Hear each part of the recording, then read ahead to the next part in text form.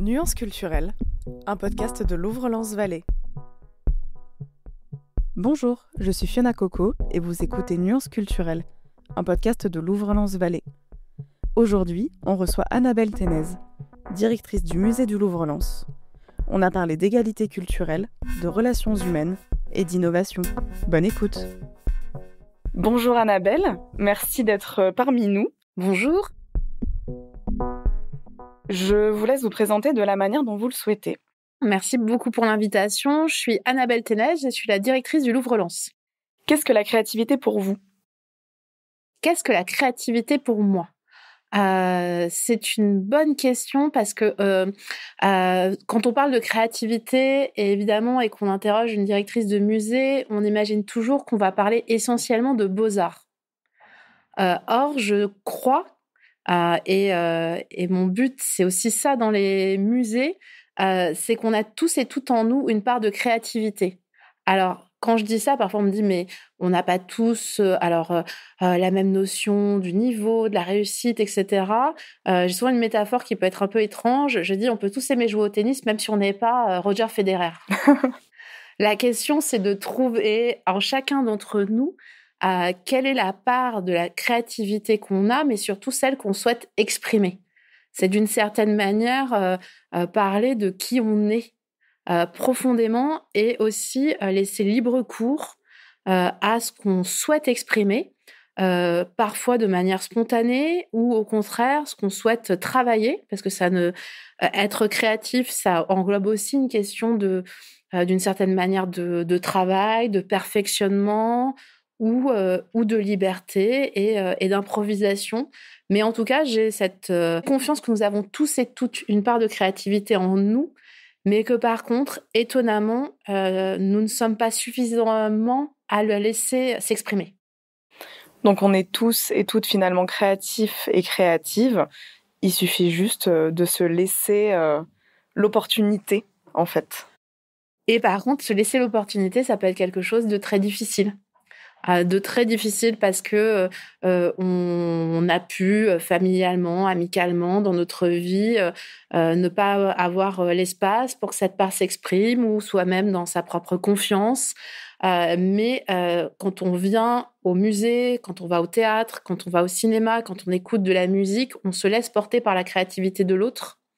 En tout cas, de celui ou celle qu'on regarde, qu'on écoute, qu'on admire, qu'on décrypte ou parfois qu'on ne comprend pas, mais qui nous surprend. Et en tout cas, on peut reconnaître celle de l'autre parce que celle de l'autre, elle nourrit la nôtre d'une certaine manière. Elle nourrit la nôtre en émotion, en pensée, et qu'en fait, cette créativité, elle est à la fois quelque chose de très intime et de très partagé. Mmh. Se laisser surprendre et se laisser s'émouvoir, finalement. Oui, ou aussi se laisser avoir tout le spectre des émotions. Je dis souvent, quand une œuvre vous fait rire, c'est fantastique. Quand elle vous met en colère, eh bien vraiment, demandez-vous pourquoi c'est la colère que vous ressentez. Parce que souvent, c'est une émotion qui est plus compliquée, d'une certaine manière, que la tristesse, que la joie. Mais toutes ces émotions-là, elles ont un sens. Alors maintenant, est-ce que vous avez une personnalité créative qui vous inspire après tout ça ? Alors, c'est très difficile pour moi de choisir un ou une personnalité, puisque, en fait, j'ai la grande chance de compagnonner avec des artistes dont je suis proche, avec qui je travaille régulièrement ou parfois irrégulièrement, mais avec qui nous avons, oui, cette forme de compagnonnage qui est une forme d'amitié, mais qui est aussi différente d'une forme d'amitié, puisque c'est une amitié qui, alors, je veux pas dire qui produit parce que c'est pas exactement ça, mais qui nourrit et qui génère des projets sous des formes très variées parfois. Il y a des et ça, je suis pas la seule à raconter ça. Il y a des personnes avec qui on travaille très très souvent parce qu'on a besoin les uns des autres, parce qu'il y a quelque chose. C'est souvent pour moi des gens qui sont soit très proches de ma génération, soit au contraire des gens très actifs à partir des années 60. C'était aussi d'une certaine manière ma génération. Et d'ailleurs, c'est très dur quand on est historien de l'art et que les gens avec qui on a travaillé disparaissent, qui arrive beaucoup quand on travaille avec des gens aussi beaucoup plus âgés. Mais donc, si je devais en citer une, je vais citer Niki de Saint-Phal, puisque j'ai beaucoup travaillé ces dernières années sur Niki de Saint-Phal, si j'avais pas travaillé sur Niki de Saint-Phal, peut-être par exemple l'exposition S'habiller en artiste, qui est actuellement sur l'artiste et le vêtement d'artiste notamment au musée du Louvre-Lens, peut-être qu'elle n'aurait pas eu lieu, puisque c'est un peu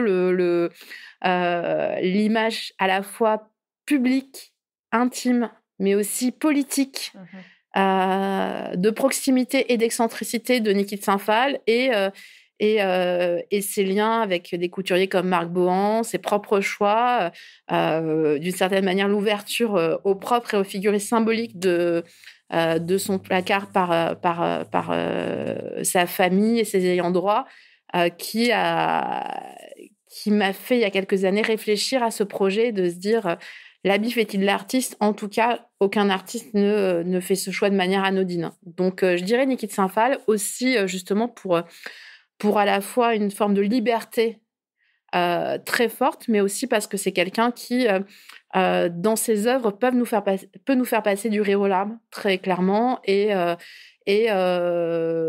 aussi de la colère à la joie. Et que c'est une œuvre qui est à la fois très personnelle, mais en étant très personnelle, en fait, elle est très inclusive et très universelle. C'est souvent l'intime qui fait l'universel. C'est en tout cas la rencontre, sûrement, et s'ouvrir à la rencontre et produire des œuvres telles qu'elle en a produites, c'est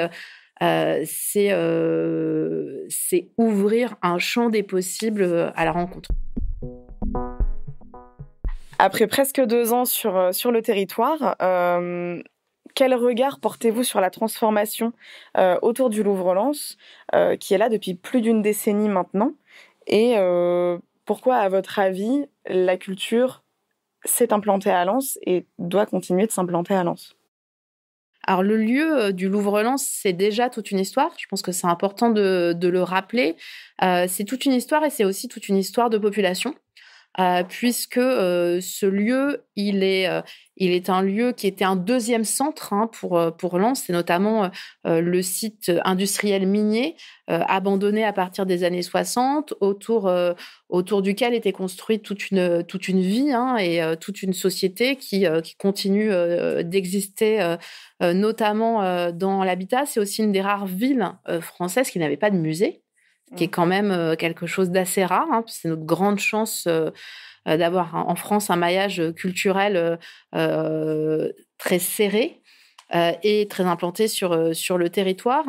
Et c'est aussi 8000 personnes qui, d'une certaine manière, pétitionnent pour que le musée du Louvre-Lens soit à Lens. Et ça, c'est quand même assez incroyable, puisque la galaxie Louvre, c'est le Louvre Paris, comme on dit à Lens, le Louvre Abu Dhabi, le Louvre-Lens, et on peut ajouter le 4e site qui n'existe aussi que parce que le Louvre-Lens existe, c'est-à-dire le centre de conservation de Liévin, qui veut dire qu'aujourd'hui, les réserves du Louvre Paris sont également sur le territoire du bassin minier. C'est aussi quand même quelque chose d'assez incroyable à raconter, qu'il y a entre 450 et 500 000 personnes, voire plus, selon les années, qui entrent dans ce musée, ramené à l'échelle d'un territoire où la ville fait un peu plus de 30 000 habitants. Et si on prend toute l'agglomération, la conurbation, de 130 240 000. Donc, c'est quand même un chiffre de réussite assez exceptionnel, même si je pense que ce chiffre, il n'est pas forcément le meilleur résumé d'une aventure qui est avant tout une aventure humaine. Puisque le Louvre-Lens, c'est l'idée qu'on peut faire un Louvre différemment, un Louvre autrement. C'était la première appellation du Louvre, avec le succès du Louvre-Lens. Avec le succès des 10 ans, on voit que ce Louvre autrement, la question ne se pose plus. Oui, le Louvre existe en dehors de Paris. D'ailleurs, le Louvre, c'est une institution nationale et pas une institution uniquement parisienne géographiquement. Et également se dire que cette réussite, elle est une réussite humaine, puisque le Louvre-Lens, c'est aussi 75% des personnes qui entrent dans le musée qui sont originaires des Hauts-de-France. Ça veut dire aussi une manière qu'a eu le Louvre-Lens d'être un lieu des habitants et des habitantes. Il y a un autre chiffre, en tout cas pourcentage, qui est à ce degré-là très révélateur, c'est que un tiers des visiteurs et des visiteuses viennent 3 à 5 fois par an. C'est une pratique qui, dans le cadre culturel, est plus proche d'une pratique de bibliothèque, où de toute façon, si vous avez pris des livres, il faut bien revenir les rendre. Et ça, c'est quelque chose d'assez étonnant, et ça prouve bien qu'on peut faire un musée de l'exceptionnel au quotidien, ce qui est peut-être la définition de ce qu'est le Louvre-Lens aujourd'hui.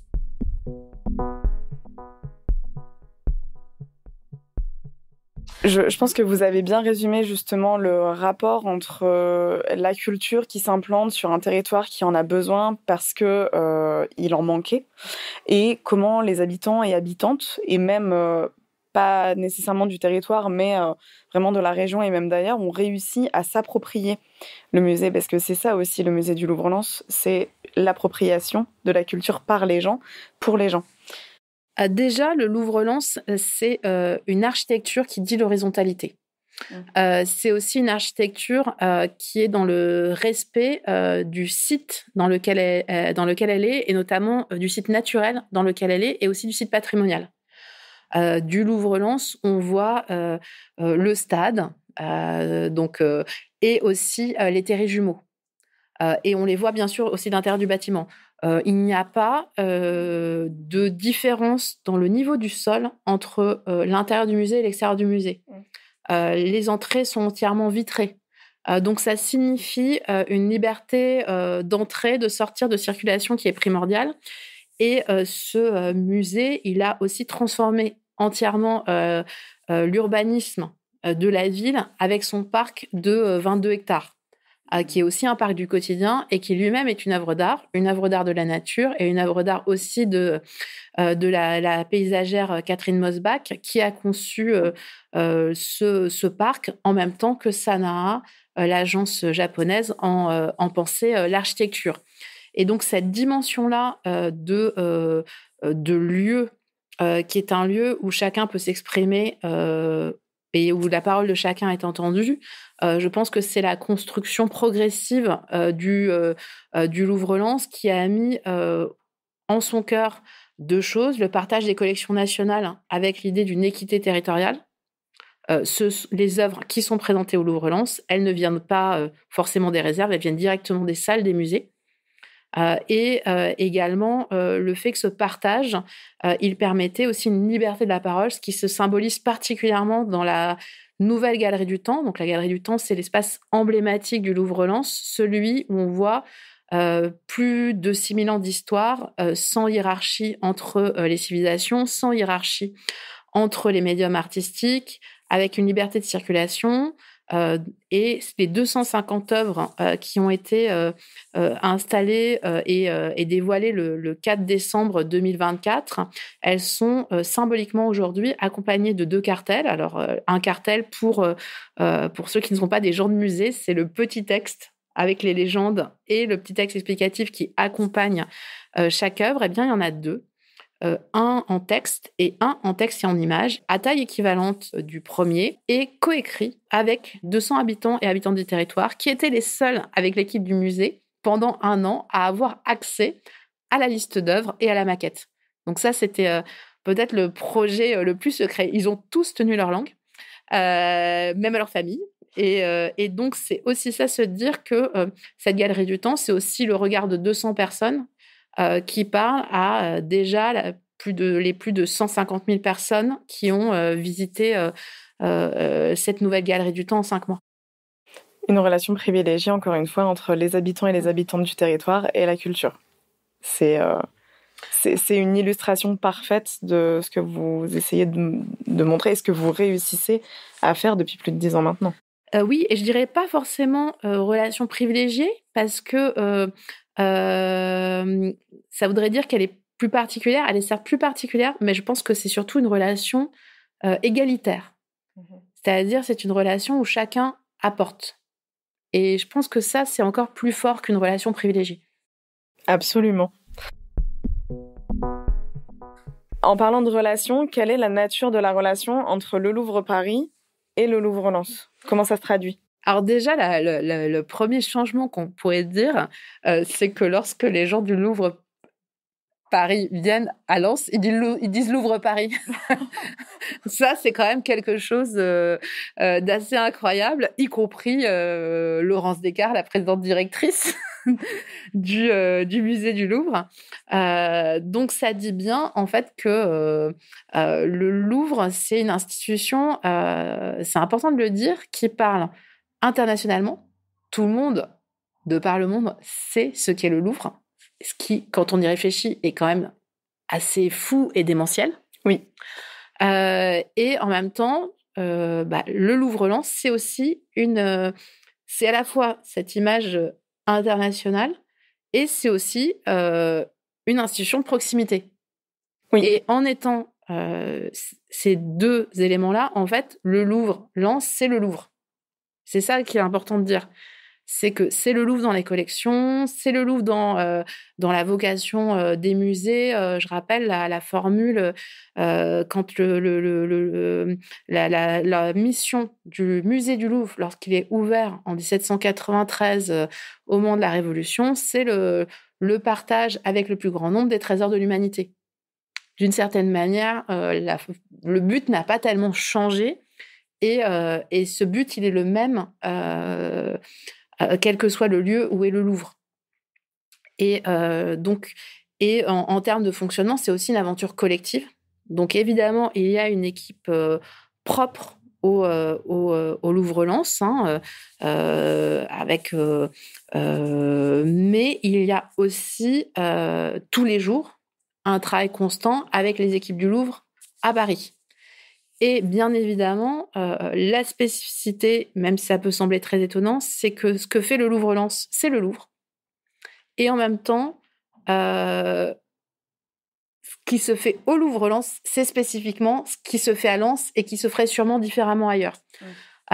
Quand je dis ça, c'est parce qu'en fait, chaque histoire, même la même, elle ne se racontera pas exactement de la même manière dans chaque coin du globe. Parce que nous pouvons avoir des cultures différentes, parce que nous avons des histoires différentes, et en même temps, chacun de ces personnes dans chacun de ces lieux du globe va apporter quelque chose de plus. Et donc, d'une certaine manière, c'est une forme d'addition du Louvre. Quand je dis d'addition, c'est-à-dire que c'est encore plus de manières de faire le Louvre. Absolument. Quel rôle le Louvre-Lens joue aujourd'hui dans l'écosystème culturel, éducatif, social et même économique au niveau de la région? Oui, alors je pense que c'est important de dire que le Louvre-Lens, il a une action sur à la fois le territoire le plus proche et le plus lointain. Quand je dis ça, justement, pour revenir aussi sur la relation au Louvre à Paris, Laurence Descartes, présidente directrice du musée du Louvre, a coutume de dire, et je crois que c'est très juste, qu'en fait, le musée du Louvre, il apprend aussi du Louvre Abu Dhabi et du Louvre-Lens. Et que les échanges, ils sont réciproques. Et donc, le Louvre-Lens, il va travailler aussi bien que les voisins, dans le cadre, par exemple, du Café des voisins, qui est tous les mois, les voisins savent qu'ils peuvent venir prendre le café avec nous, nous dire ce qu'ils pensent, mais aussi apprendre des choses, apprendre sur des métiers qui ont lieu au Louvre. Et en même temps, la même semaine, comme pour l'exposition S'habiller en artiste, le Louvre-Lens, il a eu une page entière dans l'édition américaine et dans l'édition internationale du New York Times.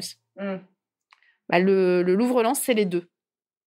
Et donc, il n'y a pas de barrière dans les dimensions du vivre ensemble. C'est pour ça, quand on dit économique, éducatif, etc., ou sportif, puisqu'il y a beaucoup de choses en lien entre, par exemple, sport et art qui se jouent au Louvre-Lens, comme la route du Louvre, 15 000 personnes qui peuvent aller du 5 km au marathon, qui terminent dans un musée. Ça n'existe pas ailleurs et qui ensuite vont visiter les expositions. Mais par contre, ce qui est important de dire, c'est que ce vivre ensemble qu'apporte le musée, il s'inscrit dans un ensemble de sociétés, d'écosystèmes, de tous les termes qu'on voudra utiliser. Et d'une certaine manière, si je me mets à les citer, il y a une cartographie énorme alors on dit partenaires avec lesquels travaille le musée, mais en fait surtout des associations, des structures éducatives, des écoles à France Travail, avec lesquelles le musée co-construit des projets. Et cette dimension-là, c'est une sorte de nourriture en aller-retour et collective. Et évidemment, si on se met à l'échelle du territoire, ce musée, il aide à poursuivre. Alors, je ne suis pas sûre que c'est le mot transformation, si on peut dire transformation du territoire. En tout cas, cette évolution d'une identité d'un territoire qui se construit aussi aujourd'hui, aussi bien avec le patrimoine minier qu'avec le RC Lens, qu'avec le musée du Louvre et qu'avec l'innovation ou la convivialité. Et donc, toutes ces dimensions-là sont évidemment présentes puisque le musée du Louvre, c'est le reflet du territoire dans lequel il vit, et en même temps, ces territoires, ils sont multiples. Oui, en fait, c'est l'évolution d'un territoire avec la culture qui infuse dans les différents secteurs et par différents moyens pour toucher tout le monde, finalement. Et justement, cette notion d'égalité et que tout le monde est au même niveau. Alors, et c'est surtout qu'en fait, le Louvre-Lens, il se vit particulièrement de manière forte et il se comprend le mieux avec ses, on pourrait dire ambassadeurs, mais surtout avec ses passeurs. Et qu'en fait, toutes ces personnes qui co-créent le musée avec nous, et en fait, souvent, je m'aperçois que des personnes qui sont passées par le dispositif l'art d'accéder à l'emploi, ou aussi les entreprises, mais notamment les TPE qui font partie du cercle du Louvre-Lens, ou parlent parfois bien mieux du musée que nous, en fait. Oui, parce qu'ils nous parlent de leur musée à eux. Oui, encore une fois, c'est l'appropriation de la culture et plus particulièrement du Louvre-Lens par les gens qui le pratiquent au quotidien et qui en sont passionnés. Alors, qui le pratiquent et qui aussi le font évoluer. Ça, je pense que c'est très important de le dire. Ils le font évoluer à la même échelle que nous qui y travaillons, en fait. Et ça, je pense que c'est très important de dire que ce rythme, il se joue ensemble. Et ça, je pense que c'est une des grandes spécificités du Louvre-Lens, qui va aussi bien... par exemple, on parle de la Galerie du Temps. On a discuté avec non seulement de l'écriture des cartels, mais aussi de... justement, comment les textes de salle qui sont à l'entrée de la Galerie du Temps permettent à des gens qui peut-être ne sont jamais rentrés dans un musée de savoir d'où viennent les œuvres, si les œuvres ont été créées pour le musée, comment est-ce qu'on navigue dans le fleuve du temps, et aussi bien que quelle est la hauteur la plus confortable pour installer un cartel. Oui, c'est logique et en même temps, on n'y pense pas. Alors, ce que j'espère, c'est que le résultat n'oblige pas à y penser, parce que s'il n'oblige pas à y penser, c'est qu'il est réussi. Mais c'est vrai que vous avez l'habitude justement de co-construire, que ce soit les expositions ou justement, comme vous le disiez, les cartels. Vous aviez fait une exposition avec les supporters du RC Lens en 2016. Vous avez en 2023 ou 2024, je ne sais plus, je ne m'aventure plus dans les dates, co-construit une exposition avec des jeunes dans le pavillon de verre. Voilà, c'est aussi votre marque de fabrique. Oui, alors je dirais aussi que l'idée, c'est que c'est présent partout. Je peux citer notamment aussi le fait que dans S'habiller en artiste, il y a ce qu'on appelle les cartels augmentés. C'est avec des créations en vêtements d'un certain nombre de lycées professionnels de la région qui exposent dans les mêmes salles que ou 5 mètres plus loin, il y a Rembrandt. Et par contre, ce qui est très important de le dire, ou encore lorsqu'on a fait la collecte d'objets mémoriels du territoire auprès des habitants pour l'exposition Exil, pareillement, où il y avait aussi exposition, il y avait des chefs-d'œuvre de l'Antiquité à nos jours également. Et ce qui est important de dire, c'est que ça ne veut pas, surtout pas dire, comme pourraient penser certaines personnes, que ça nivelle le niveau. C'est plutôt que chacun amène son expertise. Et ça, c'est très important de le dire, c'est que chacun amène son expertise, mais il la partage. Et donc, et c'est ça, je pense, qui aussi donne cet élément-là, c'est que chacun peut exprimer sa créativité, mais aussi chacun et chacune a le droit d'avoir accès aux grands chefs-d'œuvre de l'humanité. On en revient à la définition originelle du Louvre. Et ça, je pense que c'est visible aussi de cette nécessité de faciliter l'accès à la fois par la géographie du Louvre-Lens, par l'accessibilité, par ce travail-là. Quand on a eu les chiffres de l'étude des publics sur la présentation de la dentelière de Vermeer, dont l'histoire était que la dentelière de Vermeer était à la grande exposition Vermeer au Rijksmuseum à Amsterdam, et que au lieu de rentrer directement à Paris, elle s'est arrêtée à Lens pour 6 mois. Même moi, les chiffres m'ont surpris. 78% des personnes n'avaient jamais vu la dentelière de Vermeer à Paris. Je ne suis pas sûre que c'est 70%. Alors, je l'espère, mais je ne suis pas sûre qu'ils iront tous au Louvre à Paris. Et donc, cette question de cet accès égalitaire, eh bien, il était très révélé dans ces chiffres qui sont un peu vertigineux même.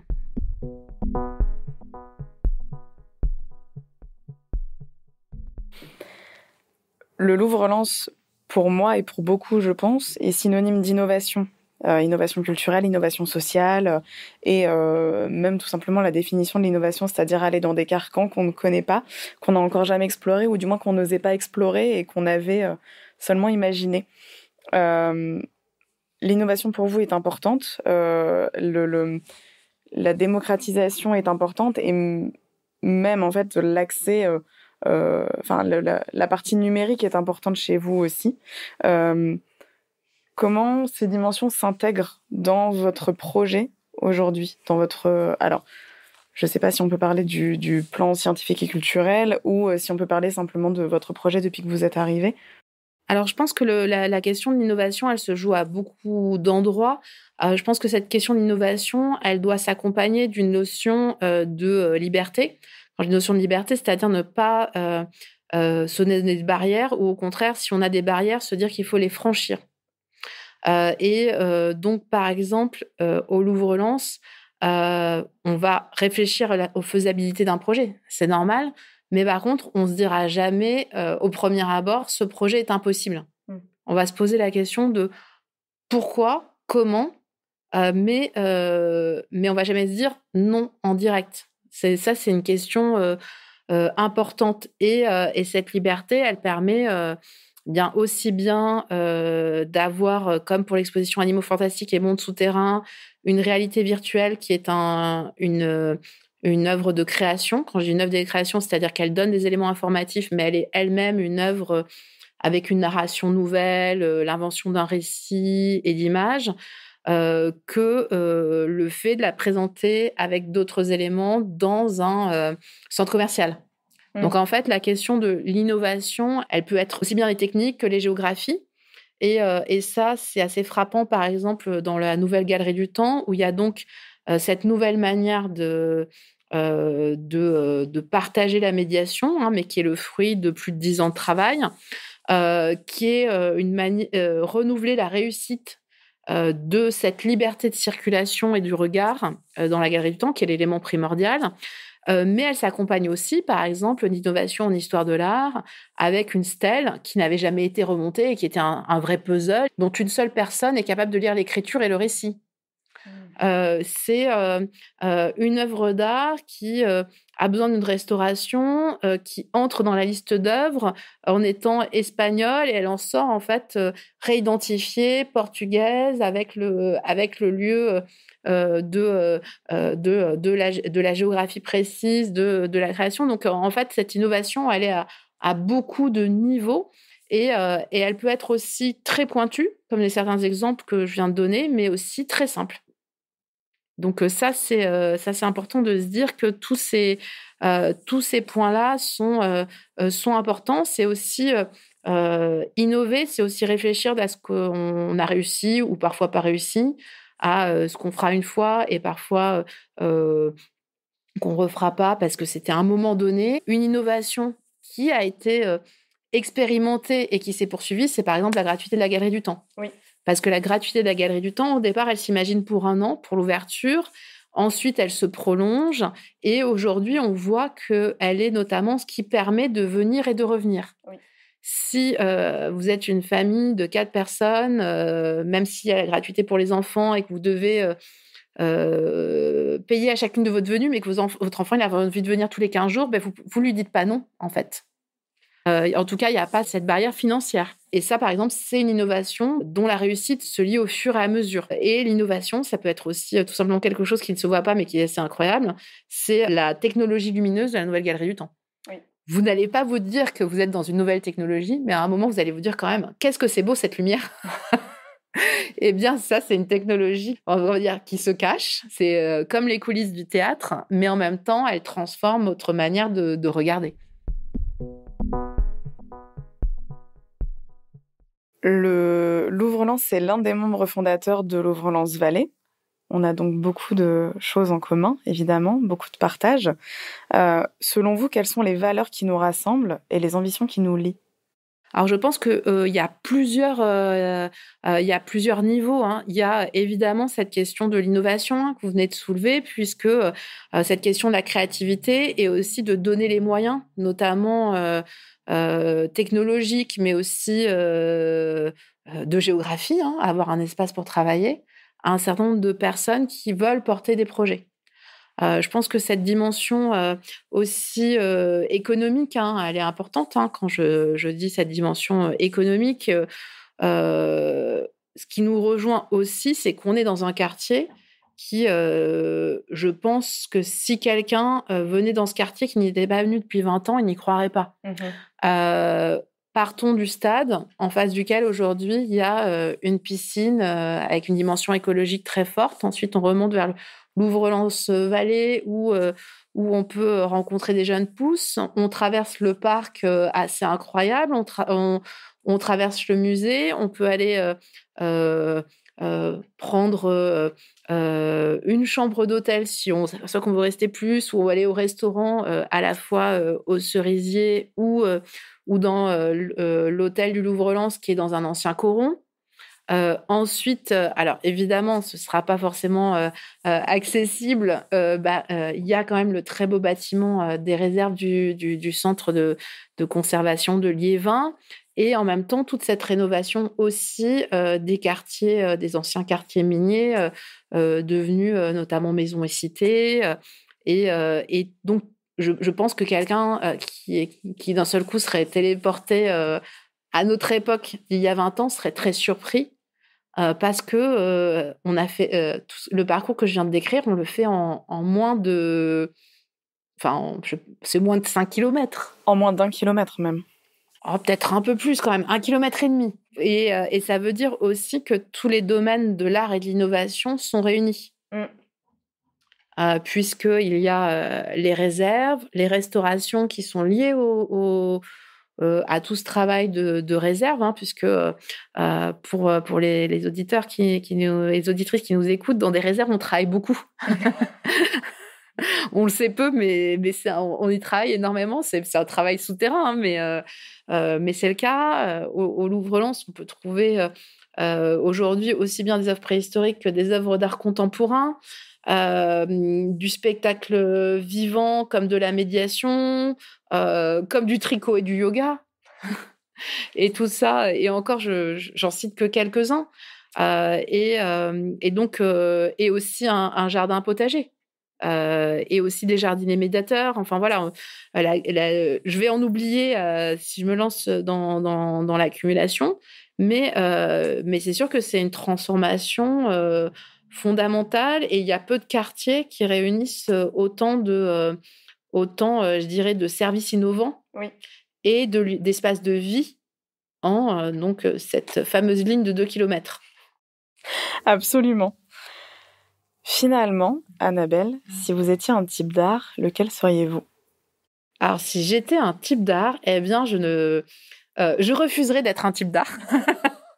Pourquoi je dis ça, c'est un peu provocateur. Ce que je veux dire par là, c'est pour moi, c'est très important qu'il n'y ait pas d'hiérarchie entre les arts. Ça, c'est quelque chose qui pour moi est fondamental. C'est-à-dire que, et d'ailleurs qui se voit actuellement dans l'exposition S'habiller en artiste, où le vêtement est un langage, aussi bien pour des couturiers que pour des artistes plasticiens.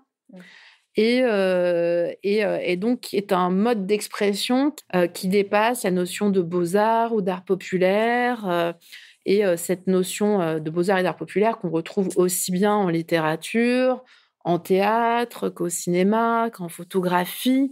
Et donc, voilà une des raisons pour lesquelles je ne choisirais pas, parce que je ne voudrais pas mettre une créativité au-dessus d'une autre. Je pense qu'elles ont toutes leur part, et que si nous sommes tous des êtres singuliers, c'est aussi parce qu'on a toute cette créativité possible. Eh bien, merci beaucoup. C'est une très belle réponse qui, je pense, résume bien la discussion que nous venons d'avoir. Merci Annabelle d'avoir pris le temps de venir jusqu'à nous. Merci 400 mètres.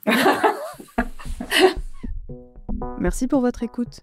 Cet épisode est rendu possible grâce à Studio Flamboyance. À l'écriture, Vincent Gariazzo et Fiona Coco. À la musique, Thierry Mbaye. À la technique, Marion Lefebvre. Merci à toute l'équipe de Louvre-Lens Vallée, Margherita Balzerani, Olivier Secotti, Anne-Lise Louf, Vincent Gariazzo, Thierry Mbaye, Asma Koili, Charlotte Sautière, Marion Lefebvre, Scott Froidevaux, Léos Primon, Charline Lepers et Fiona Coco.